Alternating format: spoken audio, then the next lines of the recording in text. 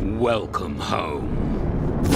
Hello stars and வணக்கம் மக்களே. So bad batch season 3 போயிட்டு இருக்கு. ஸோ ஃபினாலே நோக்கி போயிட்டு இருக்கோம். ஸோ இப்போதைக்கு வீக்லி 1 எபிசோடுங்கிற பட்சத்துக்கு இன்னைக்கு நம்ம 12வது எபிசோட் வந்துட்டு பார்க்க போறோம். இதுக்கு முன்னത്തെ சீசன்லாம் பார்க்காதவங்க மறக்காம டிஸ்கிரிப்ஷன் லிங்க் இருக்கு, செக் பண்ணி பாருங்க. அதே சமயம் ஸ்டார் வார்ஸோட ஃபிரான்ச்சைஸ் எல்லாமே மொத்தமாக எக்ஸ்பிளைன் பண்ணி போட்டுருப்போம். மூவிஸ் அண்ட் சீரிஸ் தான். காமிக்ஸ் வந்துட்டு ஒரு பக்கம் போயிட்டு இருக்கு. ஸோ பொறுமையாக வந்துட்டு காமிக் வந்துட்டு கம்ப்ளீட் பண்ணுவோம். பட் ஆனால் 2 இயர்ஸாக போயிட்டு இருக்கு. ஏன்னா காமிக் வந்துட்டு நிறைய இருக்கிறதுனால ஸோ வீடியோவில் அதை கம்ப்ளீட் பண்ணுவாங்க. இப்போதைக்கு வந்துட்டு மூவிஸ் சீரிஸ் எல்லாமே முடிச்சிருக்கோம். மறக்காம செக் பண்ணி பாருங்க. ஸோ இப்போதைக்கு இந்த எபிசோட ஆரம்பிக்கலாம். ஸோ எபிசோட் ஆரம்பிக்கிறது வந்துட்டு நம்ம ஒமேகாவை மவுண்ட் டான்டிஸ்க்கு வந்து கூட்டிட்டு வந்தாங்க. கூட்டிட்டு வந்ததுக்கு அப்புறம் ஹெம்லாக் வந்து நேரடியாக வந்துட்டு எமரிகிட்ட கொண்டு போய் கொடுக்கறது மட்டும் இல்லாம எகைன் வந்துட்டு அவளோட டெஸ்ட் வந்து கன்ஃபார்ம் பண்ணு, ஏன்னா அந்த ப்ராஜெக்ட் நெக்ரோமன்சருக்கு வந்துட்டு சரியானதானா அப்படின்னு சொல்லிட்டு நம்ம எகைன் பார்க்கணும் அப்படிங்கிற மாதிரி சொல்லும்போது இந்த இடத்துல வந்துட்டு எமரி வந்துட்டு எதுவும் பேசல, டேரக்டா வந்துட்டு டெஸ்ட் ஆரம்பிச்சிடறாங்க. அதுக்கப்புறம் ஒரு பக்கம் பேபிள் வந்து என்ன ஆகுது அப்படின்னா ஒரு மிகப்பெரிய ஒரு ஸ்டார் டெஸ்ட் வந்துட்டு அங்கேயே தான் இருக்குங்க. அது எப்படா வந்துட்டு ஐலாண்ட் விட்டு போகும் அப்படின்னு சொல்லி வெயிட் பண்ணிட்டு இருக்காங்க. ஒன்ஸ் வந்துட்டு போனதுக்கு அப்புறம் வந்துட்டு ஹண்டர் பேச்சர் 2 பேர் சேர்ந்து கிராசர் கிட்டே வெக்கர் கிட்டே போறாங்க. போனதுக்கு அப்புறம் இப்போ நம்ம கிட்ட ஷிப்பும் இல்ல, ஒமேகா கண்டுபிடிக்கிறதுக்கு லீடு இல்ல அப்படிங்கிற சொல்லும்போது கிராசர் வந்துட்டு அந்த இடத்துல இல்ல ஒருத்தருக்கு வந்துட்டு தெரியும் அப்படிங்கிற சொல்லும்போது இதையும் முன்னாடியே சொல்லலாம் அப்படிங்கிற சொல்லுவாங்க. இல்ல எனக்கு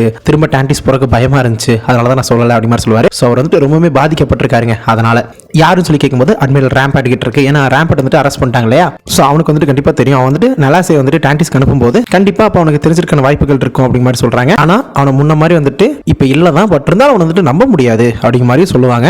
ஏன்னா அவன் தானே வந்துட்டு கெமினோவை மொத்தமா வந்து அழிச்சவன், அவனை எப்படி நம்ப முடியும்? அது அழிக்கிறது மட்டும் இல்லாம நம்ம பேட்சையே வந்துட்டு மொத்தமா ஃப்ரேம் பண்ண ட்ரை பண்ணலாம். ஸோ நம்ப முடியாது இல்லையா. ஆனா இதை தவிர உங்களுக்கு வேற வழியே கிடையாது. ஆனா இதை பத்தி பேசிக்கும்போது டக்குன்னு நம்ம ஏசியும் ஃபீஜெனாவும் வந்துருவாங்க. வரது மட்டும் இல்லாம இது மட்டும் எப்படி வந்து கேட்கும்போது நீங்க தரப்ப சொல்லி கொடுத்தீங்க, எப்படி அப்படியே மறைஞ்சு அப்படியே கேமோஃப்ளேஜ் பண்ணி வர முடியும் அப்படிங்கறதெல்லாம் சொல்லி கொடுத்தீங்களா, நான் வராம இருப்பேன் அப்படின்னு சொல்லும்போது அப்போ உங்ககிட்ட ஷிப் இருக்கு கரெக்டா அப்படின்னு கேட்கும்போது ஆமா அந்த ஷிப் நாங்க கொஞ்ச நேரத்துக்கு வாடகைக்கு வாங்கிக்கிறோம், நானும் கூட தான் வருவேன்னு சொல்லிட்டு இவங்க எல்லாருமே சேர்ந்து அட்மிரல் ரேம்பேட் எங்க இருக்கான்னு சொல்லி தேடி போவாங்க.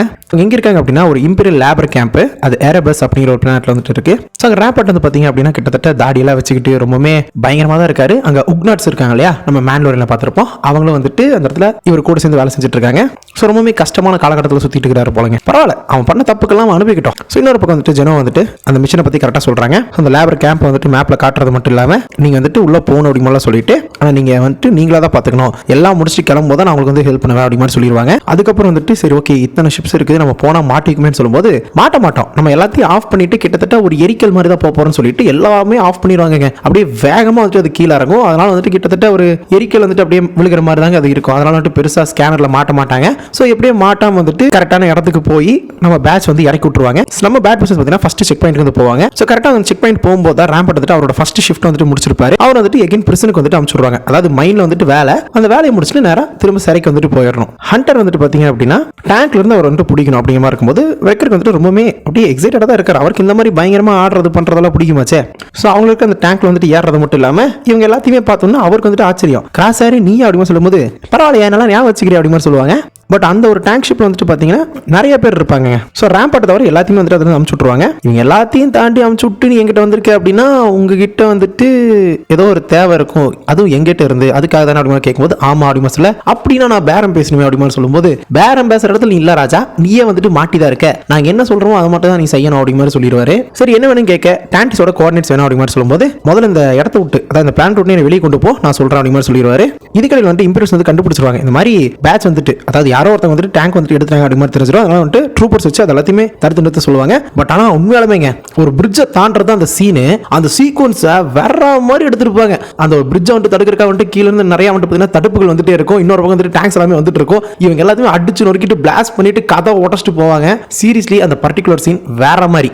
அதுக்கப்புறம் அந்த சீன் முடிச்சதுக்கு அப்புறம் வந்துட்டு ஒரு மிகப்பெரிய ஒரு மவுண்டன், அந்த மவுண்டனோட எட்ஜோட கிளிஃப்ல வந்துட்டு அப்படியே வண்டி ஓட்டிக்கிட்டே போயிட்டு இருப்பாங்க. வந்துட்டு ட்ரெயிலர் நம்ம பார்த்திருப்போம். ஸோ அந்த இடத்துல வந்து பார்த்தீங்கன்னா எல்லாத்தையும் தாண்டி தடுத்து தப்பிக்கணும். ஓகேவா, அதுக்கப்புறம் வந்துட்டு கிட்டத்தட்ட கிளிஃப் வந்துடும், கிளிஃபோட எட்ஜே வந்துடும். ஸோ அதில் வந்துட்டு விழுகிற மாதிரி இருக்கும். பட் அந்த சமயத்தில் ஜெனோவா கரெக்டாக வரது மட்டும் இல்லாமல் ஷிப்ல எல்லாருமே ஏறி ஜம்ப் பண்ணி தப்பிச்சிருவாங்க. இதுக்கடையில் என்ன பிரச்சனை இருந்திருக்குன்னா இவங்களோட காம்ஸ் எல்லாத்தையுமே ஜாம் பண்ணியிருப்பாங்க. அதெல்லாம் வந்துட்டு ஜெனோவா கூப்பிடவே முடியாது. ஆனால் எப்படியோ ஜெனோவா வந்துருவாங்க. அதுக்கப்புறம் ரேம்பேட் வந்துட்டு எழுப்பி டான்டிஸ் எங்க அப்படி மாதிரி கேட்கும்போது அதை சொல்றது அவ்வளோ ஈஸி கிடையாது. ஏன்னா யாருக்குமே டான்டிஸோட கோஆர்டினேட்ஸ் கரெக்டாக தெரியாது. ஏன்னா அந்த அளவுக்கு அதோட கோஆர்டினேட்ஸ் வந்துட்டு வடிவமைச்சிருக்காங்க.